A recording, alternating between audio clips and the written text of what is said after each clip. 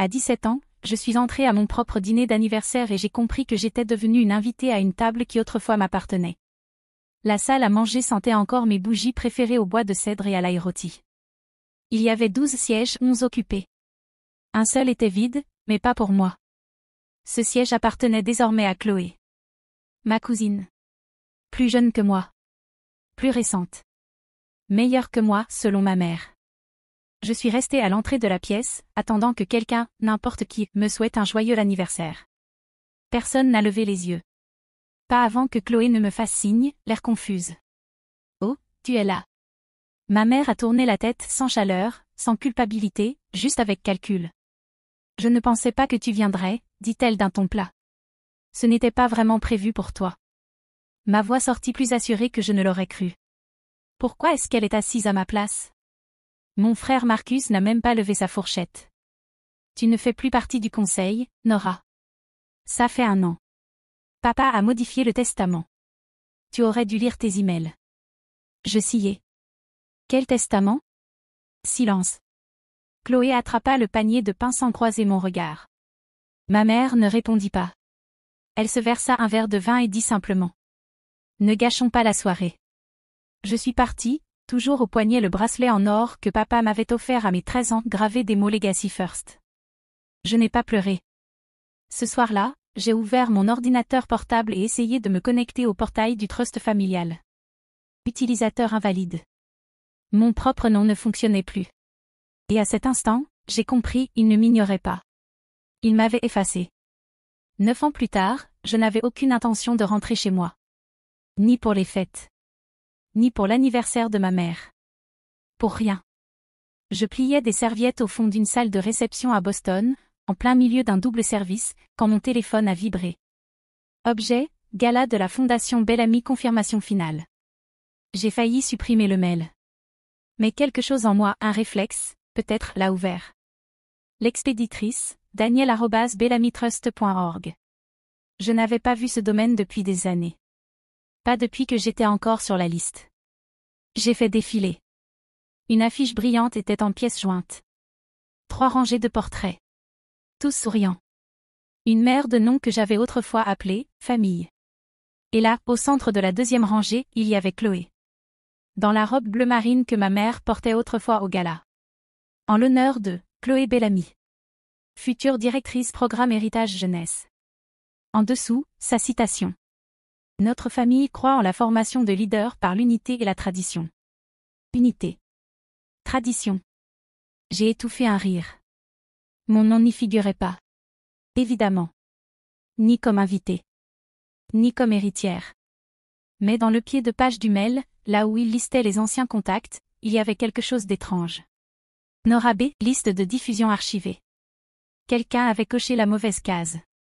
Quelqu'un avait laissé une porte entrouverte. J'ai cliqué sur imprimer. Plier le flyer. Glisser dans mon sac comme une preuve. Et ce soir-là, j'ai rouvert un dossier que je n'avais pas touché depuis des années. Capture d'écran. Contrat. Clause. Non. Un dossier intitulé « Ce qu'ils ont oublié ». Dedans, j'ai trouvé mieux qu'une preuve. Une clause non signée du trust de ma grand-mère, avec mon nom encore intact. Ils m'avaient effacé de la fête.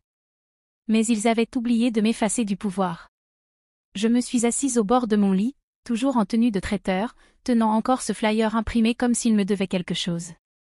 Ils ne me devaient rien. Eux non plus. Pendant des années, je m'étais dit que j'avais tourné la page. Qu'ils avaient fait leur choix, et que j'avais fait le mien. Survivre. Être libre. Me taire. Mais le flyer refusait de me lâcher. Le sourire de Chloé me transperçait à travers le papier, comme s'il savait. J'ai rouvert le dossier manille. Je le gardais sous mon matelas. Ma colocataire m'avait un jour demandé si c'était d'anciennes déclarations d'impôts. Pas tout à fait. À l'intérieur, des impressions numériques, des notes griffonnées, des captures de documents du trust avant qu'on ne bloque mon accès. Une photo de moi avec ma grand-mère, la dernière personne à avoir prononcé mon nom sans frémir. Et puis, une lettre. Adressée à mademoiselle Nora Bellamy, envoyée par le bureau juridique Bellamy. Datée d'il y a 8 ans. Jamais ouverte. J'ai déchiré l'enveloppe d'une main tremblante. À l'intérieur, un projet d'amendement du trust. Il y avait 2 versions, l'une avec mon nom rayé, l'autre sans. Tamponné, non finalisé. J'aurais dû refermer le dossier. J'aurais dû dormir. Mais mon téléphone a vibré. Numéro inconnu. Ils vont nommer Chloé comme héritière lors du gala. Ton nom est encore enfoui dans les documents. Tu mérites au moins une chance de parler avant qu'ils n'effacent ça aussi. JB. Je suis restée figée devant l'écran. JB. Je n'avais pas entendu ce nom depuis mes 17 ans. Jeffrey Barnes. L'ancien comptable de la famille. Viré la même année où j'ai disparu. Et juste comme ça, le silence s'est fissuré. Ils croyaient m'avoir enterré sous des paperasses. Ils avaient oublié que certains fantômes gardent les reçus. Je suis arrivée dans le Vermont au lever du jour. Un lever de soleil qui autrefois signifiait quelque chose, vacances au ski, carte de Noël, héritage. Aujourd'hui, juste une lumière froide à travers un pare-brise fissuré, et un autre Airbnb qui avait laissé la clé sous une pierre. Je n'ai prévenu personne de ma venue. Je n'en avais pas besoin. La terre se souvenait de moi, même si les gens faisaient semblant de m'oublier. Au lieu d'aller directement à l'hôtel où se tenait le gala, j'ai conduit jusqu'à un petit cottage au bord du lac Bellamy. Le cottage de ma grand-mère. Techniquement, il appartenait à la fondation à présent. Mais personne ne l'avait touché depuis ses funérailles. Il ne pouvait pas le vendre. Elle avait laissé une clause étrange dans son testament. Cette maison restera intacte à moins d'être ouverte par quelqu'un qui sait où le cadre photo est fondu. Je le savais. Il était dans le couloir, 2e à gauche, juste au-dessus du vieux miroir. Une photo de nous. J'avais 8 ans, lui tenant la main, portant ses perles. Le cadre était fendu à l'arrière. Et derrière, soigneusement scotché, une note pliée. Si tu lis ceci, c'est qu'ils ont essayé de t'effacer. Mais tu es toujours une belle amie. Et ce n'est pas à eux de décider qui porte ce nom. Glissé à l'intérieur, une petite clé en laiton. Et une copie originale du Trust Bellamy, celle d'avant toutes les modifications. Mon nom y figurait. En gras. Officiel. Intact. Nora Elise Bellamy. Ligne directe. 2e bénéficiaire. Il pensait que j'avais oublié qui j'étais. Il ne s'attendait pas à ce que je revienne vers la seule personne qui ne m'avait jamais demandé de le prouver. Il ne s'attendait pas aux traces qu'elle avait laissées. Et il ne s'attendait sûrement pas à ce que je me souvienne d'où tout avait commencé. Je ne voulais pas une nouvelle robe. Je voulais la robe. Celle que ma mère portait quand elle avait coupé le ruban du tout premier bâtiment de la Fondation Bellamy. Celle dont je me souvenais sur la coupure de journal qui ornait autrefois ma chambre d'enfant, avant qu'il ne la remplace par les photos de Chloé. Bleu nuit. Longue jusqu'au sol. Col discret. Le pouvoir cousu dans chaque couture. Je l'ai retrouvée dans une boutique de dépôt-vente haut de gamme en ville. La propriétaire a poussé un petit cri quand je l'ai sortie du fond du portant. Oh, c'est une des originales. Elle appartenait à la famille Bellamy. J'ai souri. Doucement. Oui. Je sais. Je ne l'ai pas corrigée quand elle a dit que c'était la robe de la grand-mère de Chloé. Parce que techniquement, c'était vrai. Mais maintenant, elle était à moi. J'ai loué une chambre dans une petite auberge, à 2 rues du lieu de la soirée. Je ne me suis pas donné la peine de prendre un voiturier ni de marcher sur le tapis rouge. Je n'allais pas entrer par la grande porte. J'ai fait appel à un service rendu. Une maquilleuse à qui j'avais autrefois servi du vin lors d'un gala à Boston. Elle me devait ça. Elle m'a transformé en souvenir. Pas en version moderne. Pas en tendance. Mais en reconnaissable. Comme un cadre photo. Qu'on a rangé dans un tiroir sans jamais réussir à le jeter. Avant de partir, j'ai glissé 2 choses dans ma pochette, une copie imprimée de la clause du trust portant mon nom, et une lettre pliée de ma grand-mère. Puis j'ai regardé dans le miroir, non pas pour m'admirer, mais pour dire adieu à celle que j'étais, celle qui croyait que le silence était plus sûr. Ce soir, je n'étais pas venue chercher des excuses. J'étais venue chercher le micro. Je suis entrée au gala de la Fondation Bellamy à 19h41, pas par l'entrée principale, par celle du personnel. Un serveur m'a tenu la porte. Il ne m'a pas demandé mon nom. Il m'a juste regardé comme s'il savait que j'avais ma place quelque part d'important, mais qu'il n'arrivait plus à se souvenir où. C'était justement l'idée. La salle de bal était un mensonge poli, lustre en cristal, bordure dorée sur nappe blanche, invités sirotant du champagne et se félicitant mutuellement pour leurs héritages. Je glissais entre les tables comme de la fumée, sans badge, sans place assignée, mais les regards me suivaient. Certains plissaient les yeux, comme pour se rappeler. Peut-être de l'école. Peut-être d'un vieux journal.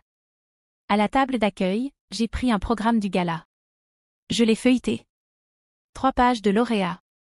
Chloé avait une colonne entière, leader en devenir, mentor, héritière de la vision. Je n'y étais pas. Évidemment. Puis j'ai vu le mur des héritages, un couloir bordé de photos encadrées des 3 générations de Bellamy. Fondateur, donateur, portrait de famille. Je l'ai parcouru lentement, rangée après rangée. Ma mère jeune. Mes frères et sœurs. Chloé en uniforme de pensionnat. Puis je l'ai vue. Un cadre légèrement de travers. La plaque en laiton disait « Enfant Bellamy Journée Famille 2009 ». Mais la photo à l'intérieur était fausse. Trop d'espace vide à gauche. Je me suis penchée. Quelqu'un m'avait découpé. L'original encore visible en transparence derrière le verre. Et derrière le cadre, glissé à la hâte, se trouvait la vraie photo entière. Moi, au centre. Mais quelqu'un avait tracé un X rouge sur mon visage. Je n'ai pas pleuré. J'ai pris une photo et j'ai inséré la clé USB dans l'ordinateur derrière le rideau. S'il voulait m'effacer du programme, j'écrirais mon propre chapitre. On dit que chaque gala a son moment. Le mien a commencé à 20h19. Chloé venait de monter sur scène, drapée de satin blanc et de toute l'attention familiale. Les applaudissements roulaient doucement dans la salle comme un tonnerre poli. Le maître de cérémonie s'est approché du micro. Ce soir, nous honorons une nouvelle génération. Une femme de grâce, de vision, et portant pleinement le nom Bellamy. Les lumières se sont tamisées pour lancer la vidéo. Mais ce n'était pas celle attendue. Au lieu du montage soigneusement sélectionné de Chloé, les écrans ont vacillé. Puis sont devenus noirs. Une voix a rempli la pièce. La mienne. Claire. Calme. Indiscutable. Certains d'entre vous me connaissent. D'autres ont reçu l'ordre de m'oublier. Les têtes se sont tournées. Certains ont halté. D'autres sont restés figés. Je m'appelle Nora Elise Bellamy. Je suis née dans cette famille. J'ai grandi dans cette salle. J'ai mangé à cette table. Porté ce bracelet. Obtenu cette bourse. Et puis, on m'a effacé. Derrière moi, à l'écran, l'ancienne photo de famille. Non retouchée. Moi, au centre, souriante. Vivante. Suivie de la version falsifiée. Découpée. Caviardée. Des murmures se sont répandus. Puis est apparu le document du trust. Mon nom. Mon statut légal. Non barré. Valide. Toujours contraignant. Je suis montée sur le côté de la scène, le projecteur accrochant le bleu marine de ma robe, celle de ma mère. On ne peut pas effacer quelqu'un et garder son héritage. On ne peut pas faire taire un enfant et appeler ça l'unité. On ne peut pas fabriquer une tradition sur une vérité brisée. Quelqu'un a applaudi. Puis un autre. Chloé est restée figée, ses fiches tremblantes entre les mains. Ma mère, raide, agrippait son verre. Et moi? Je n'ai pas attendu qu'on m'autorise à parler. J'ai dit ce que j'étais venue dire. Je ne suis pas là pour prendre quoi que ce soit. Je suis là pour vous rappeler que c'était à moi depuis le début. Le silence n'est pas toujours vide. Parfois, il est plus fort que les applaudissements. C'est lui qui a envahi la salle après mes mots. Personne ne bougeait. Personne ne trinquait. Pas un rire forcé, pas une toux polie pour détendre l'atmosphère. Jusqu'à ce que ma mère se lève. Elle ne s'est pas précipitée. Elle a glissé, comme si elle contrôlait encore le récit. Comme si l'histoire ne venait pas d'être arrachée de ses mains. Elle s'est placée à côté de Chloé, une main sur le pupitre, l'autre sur son collier de perles. Nora, ma chérie, dit-elle d'une voix douce mais cassante, ce n'est pas l'endroit. J'ai croisé son regard. Et c'était où, l'endroit, pendant toutes ces années? Elle a pincé les lèvres dans un sourire calculé. On peut en parler après l'événement.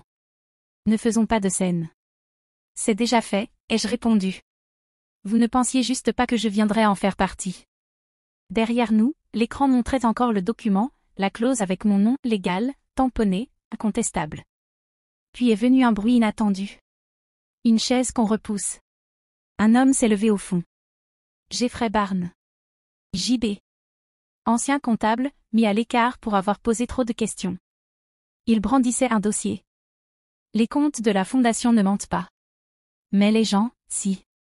Et moi, j'ai gardé des copies. Ma mère a blêmi. Chloé a lancé, c'est de la diffamation. Elle est juste là pour se faire remarquer. Je n'ai pas bronché. Je suis là pour la vérité. L'attention est venue avec. Une femme près du premier rang s'est levée. Puis un homme près des portes. Et puis, enfin, des applaudissements ont éclaté. Mais ce n'était pas pour Chloé cette fois. Ni pour l'héritage. C'était pour la justice. Et la justice ne s'accompagne pas d'accolades ni de poignées de main. Elle arrive avec des dossiers. Des noms. Du poids. Pas une excuse, un marteau. Le lendemain du gala, mon téléphone a sonné 4 fois avant même que je n'ai versé mon café. Numéro inconnu. Messagerie. Encore. À midi, j'avais 11 appels manqués. 9 de ma mère. Le premier message restait poli. Nora, c'est ta mère. Ne laissons pas la soirée d'hier dégénérer. Le suivant. Tu ne comprends pas la pression qu'on subissait. Ton père, il pensait que c'était mieux pour tout le monde. Le 6e craquait. Tu n'es pas la seule à avoir souffert, tu sais. Je n'ai pas répondu. Ma sœur Sarah m'a envoyé un message à la place. Pas de salutation. Pas d'explication. Juste une pièce jointe. Un PDF. Mise en demeure. Apparemment, récupérer son nom est désormais une atteinte à la réputation. Chloé, elle a évité le juridique. Elle a choisi Instagram. Une photo d'elle en costume blanc immaculé. Légende. L'héritage ne se vole pas. Il se mérite. Nous nous élevons. Nous ne mendions pas #Bellamy fière. Des milliers de likes. Un commentaire stratégiquement épinglé. Drôle comme certaines personnes réapparaissent uniquement quand il y a de l'argent en jeu. Celui-là, signé de mon cousin Ethan. Mais rien de tout cela n'avait d'importance. Car 24 heures plus tard, un dossier anonyme est apparu via un lien Drive public. Gala Bellamy, interne. À l'intérieur, des échanges de mets. Des rapports de dépenses. Des virements de subventions. La signature de Chloé sur des factures liées à des consultants fictifs. Quelqu'un avait sorti les squelettes. Et ce n'était pas moi. Jeffrey Barnes. Ou quelqu'un comme lui. Avait allumé l'allumette. Je n'avais pas besoin de me battre. Je devais juste rester debout et laisser leur propre feu trouver l'air. Et en fond, le 12e message vocal de ma mère.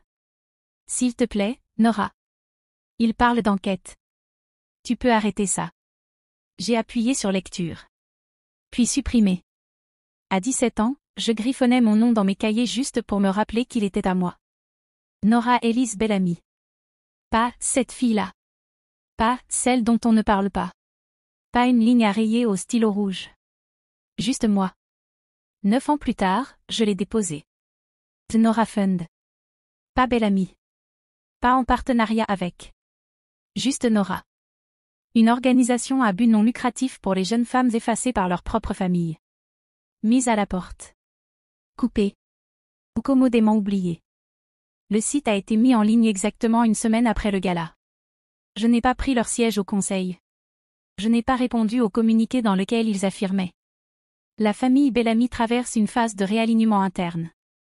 Je n'ai pas répondu au message de l'avocat familial proposant une version révisée du trust. Je ne voulais pas le siège. Je voulais que le silence autour de mon nom devienne enfin une force, et non une punition. J'ai pris la clé du cottage de ma grand-mère, je l'ai accrochée à une chaîne autour de mon cou. J'ai racheté la propriété non comme héritière Bellamy, mais comme citoyenne privée. Puis j'ai posté une seule photo sur la page d'accueil du Nora Fund. Un bracelet en or. Celui que mon père m'avait offert quand j'avais 13 ans. Gravé, l'héritage d'abord. En dessous, j'ai écrit. Certains héritages se construisent dans le silence. D'autres se reprennent par le feu. Pas de commentaires. Pas de hashtag. Aucun visage. Juste les mots. Parce que les noms peuvent être volés. Mais l'identité, ça se mérite. Et je n'ai pas mérité la mienne en étant poli. Je l'ai méritée en survivant à l'effacement et en l'épelant plus fort qu'il n'aurait jamais cru que je le ferais. Un mois après le gala, la Fondation Bellamy a dévoilé un nouveau logo. Aucun communiqué de presse n'a mentionné mon nom. Aucune excuse. Juste un rebranding. Réalignement, c'était leur mot préféré. Chloé a discrètement démissionné. Aucun scandale. Juste une réorientation personnelle. Ma mère a donné une interview exclusive au Vermont Legacy Tribune. Elle portait un bleu pâle. Assise dans son salon formel. Et elle a dit avec un sourire tremblant. La famille, c'est compliqué. Mais nous sommes en train de guérir. Nous avons toujours été une famille qui guérit. Je ne l'ai pas corrigé. Je n'ai pas publié de déclaration. Je n'en avais pas besoin. J'étais déjà partie. Pas caché. Pas effacé. Juste hors de portée. Il pouvait garder le nom Bellamy. Je n'avais aucun intérêt à partager une étiquette avec des gens qui la portaient comme une armure tout en aiguisant des couteaux derrière. Mon nom, Nora, voulait dire quelque chose à nouveau. Et il voulait dire plus sans eux. J'ai donné les perles de ma grand-mère à une fille nommée Jada. Une boursière de la première vague du Nora Fund. Elle m'a appelée Madame Bellamy. J'ai souri. Secoué la tête. Juste Nora. C'est ce qu'ils n'ont jamais compris. Je ne voulais pas du trône. Je n'avais pas besoin de leur place à la table. Je me fichais des applaudissements dans des salles en marbre ou des poignées de main venues des fantômes. Je voulais juste retrouver ma voix. Et maintenant que je l'avais, je n'avais plus besoin de crier. Je pouvais chuchoter et les murs s'en souviendraient quand même. Le gala s'est estompé. La plaque du nom a changé. La presse est passée à autre chose. Mais le silence est resté. Pas celui qu'ils utilisaient pour me punir. Celui que j'ai choisi. Certaines nuits, je me réveille encore en pensant que j'ai 17 ans. Que si je frappe à la porte de la cuisine, quelqu'un répondra. Mais ce n'est pas le cas. Et c'est très bien comme ça. Parce que je n'ai plus besoin que cette porte soit ouverte. J'en ai construit une autre. La semaine dernière, j'ai donné une conférence dans une université locale. Pas une grande scène TED, juste un modeste auditorium avec des chaises pliantes. Et des filles qui prenaient des notes comme si leur vie en dépendait. L'une d'elles a levé la main. Nerveuse. Brillante. Comment avez-vous réussi à leur pardonner? J'ai marqué une pause. Puis j'ai dit la vérité. Je ne leur ai pas pardonné. J'ai juste arrêté de leur demander de m'expliquer qui je suis. Ça avait toujours été ça, le problème. J'étais trop bruyante pour être obéissante. Trop silencieuse pour qu'on m'écoute. Trop encombrante pour qu'on me garde. Alors ils ont raconté une histoire dans laquelle je n'existais pas. Et je les ai laissés faire pendant un temps. Mais le silence a une date de péremption. Et le mien est arrivé habillé de bleu marine, debout sous un lustre, tenant un document qu'ils pensaient à jamais enterrer. Ils m'ont traité d'aigrie. Puis de courageuse. Mais jamais ils ne m'ont appelée par mon nom. Pas avant que je ne les force à le lire à haute voix. Alors le voilà. Je m'appelle Nora Elise Bellamy. Et ceci, c'était le dernier mot qu'ils n'auraient jamais cru m'entendre dire. Ils m'ont effacé. Alors je suis revenue avec le dernier mot.